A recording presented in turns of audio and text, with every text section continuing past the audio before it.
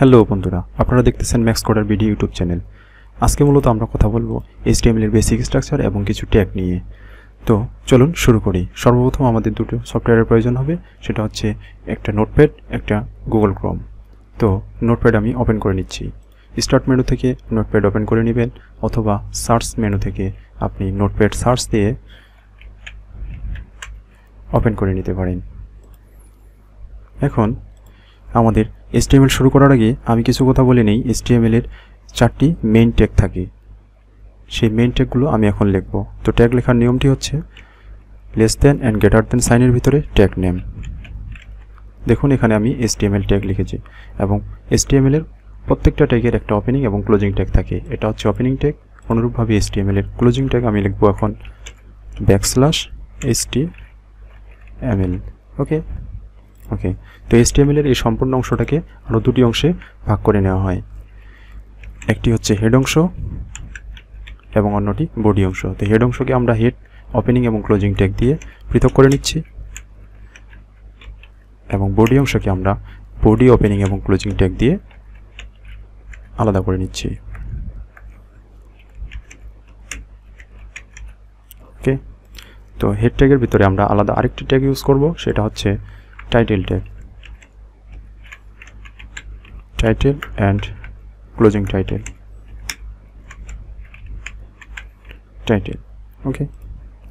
তো এই যে আমরা 4টি ট্যাগ দিয়ে একটা প্রোগ্রাম সাজালাম, এটাকে বলা হয় HTML এর বেসিক স্ট্রাকচার। বেসিক স্ট্রাকচার বলতে হচ্ছে এই স্ট্রাকচারটি আপনাকে যে কোনো HTML কোড লেখার সময় অবশ্যই লিখতে হবে।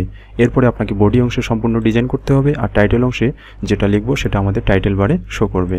তো এই দুটোর মধ্যে পার্থক্য আমি কিছুক্ষণের মধ্যে বুঝিয়ে দিব। আমি এখানে দুটো লাইন লিখতেছি আপাতত।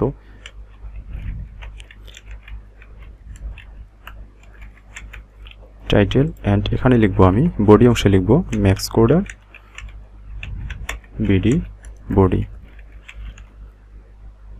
ওকে, লক্ষ্য করুন। এখন এই প্রোগ্রামটাকে আমরা রান করে দেখব। আসলে এই টাইটেল এবং হেড অংশের ভিতরে টাইটেল ট্যাগের যে লেখাটা লিখছি এটার মধ্যে কি তো পার্থক্য, এবং বডির মধ্যে আসলে কি পার্থক্য, এই দুটার মধ্যে আসলে মেন পার্থক্যটা দেখার জন্য আমরা ফাইলটাকে সেভ করে নেব। সেভ করার আগে আমি আপনাদের বোঝানোর সুবিধার্থে এখানে ডেস্কটপের উপরে আমি একটা প্রজেক্ট ফোল্ডার নামে একটা ফোল্ডার করে নিব। আপনারা যে কোনো জায়গায় করে নিতে পারেন, যে কোনো ড্রাইভে করে নিতে পারেন। ওকে। তো আমি আমার প্রোগ্রামটিকে এখন এই প্রজেক্ট ফোল্ডারের ভিতরে সেভ করে নিব, যার কারণে ফাইল থেকে সেভ এস বা কন্ট্রোল এস, লক্ষ্য করুন শর্টকাট কন্ট্রোল এস, আমি শর্টকাট কন্ট্রোল এস দিয়ে নিচ্ছি। এবং এটা আমাকে এখানে ডকুমেন্টে আছে, আমাকে এখানে ডেস্কটপ সিলেক্ট করে দিয়ে প্রজেক্ট ফোল্ডারটা সিলেক্ট করে দিতে হবে। দেন এখানে যে কোনো নাম দিয়ে আমি সেভ করতে পারি। আপনি আপনার নাম দিতে পারেন। আমি maxcoder শুধু ম্যাক্স দিয়ে সেভ করলাম, max.html। অবশ্যই আপনাকে .html দিতে হবে, এবং কোনো রকম স্পেস ছাড়া, স্পেস দেওয়া যাবে না। অ্যান্ড সেভ এস টাইপের ভিতরে আমরা কোনো রকম চেঞ্জ করব না, সেভ দিয়ে দিচ্ছি।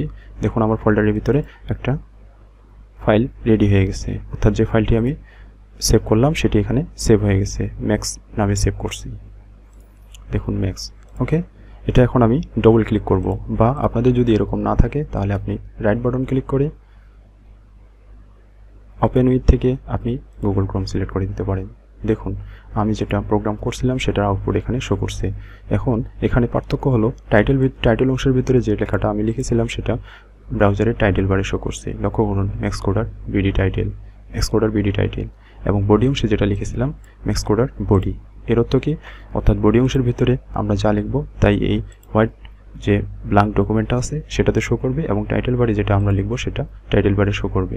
তো চলুন আরেকটু দেখে নেওয়া যাক। বডি অংশের ভিতরে আমি আরও কিছু লেখা লিখতেছি।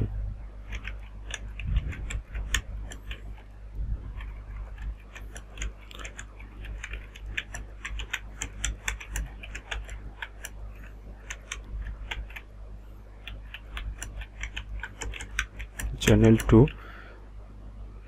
learn learn is coding coding। আমি দ্রুত করার চেষ্টা করতেছি।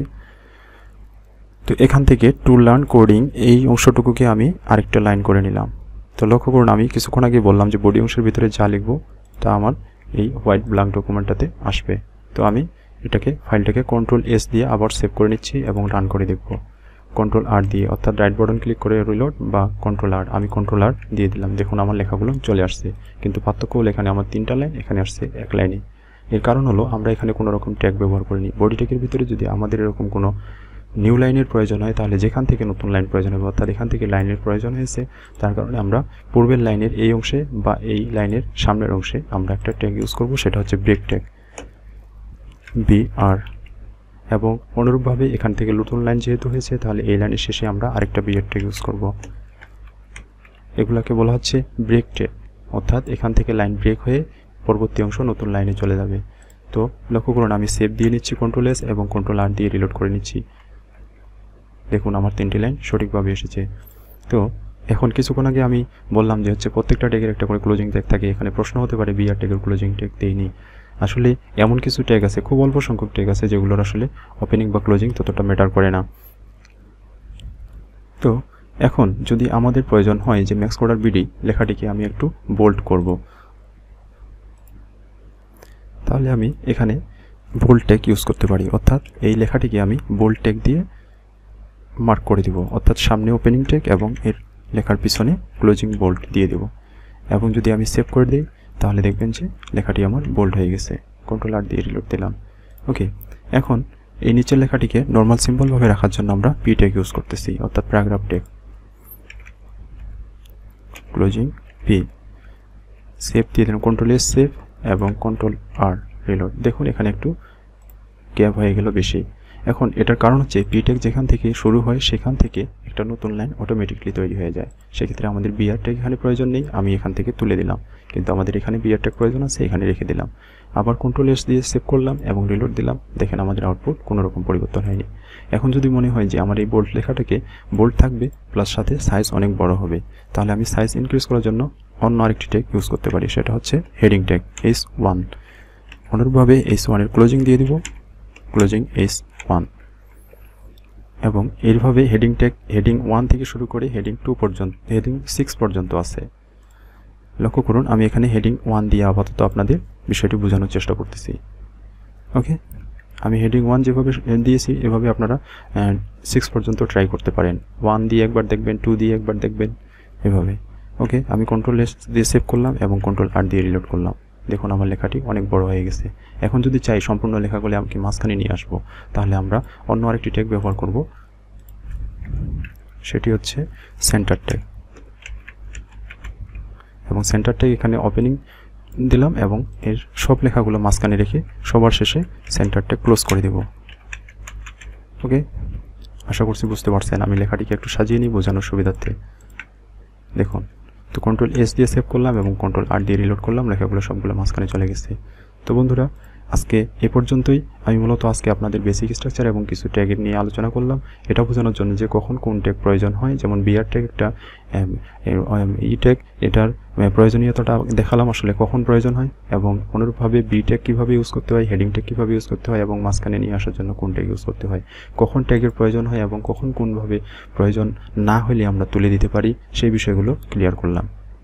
তো বন্ধুরা, দেখা হবে পরবর্তী ভিডিওতে। ততক্ষণ পর্যন্ত ভালো থাকবেন, সুস্থ থাকবেন। ধন্যবাদ সকলকে।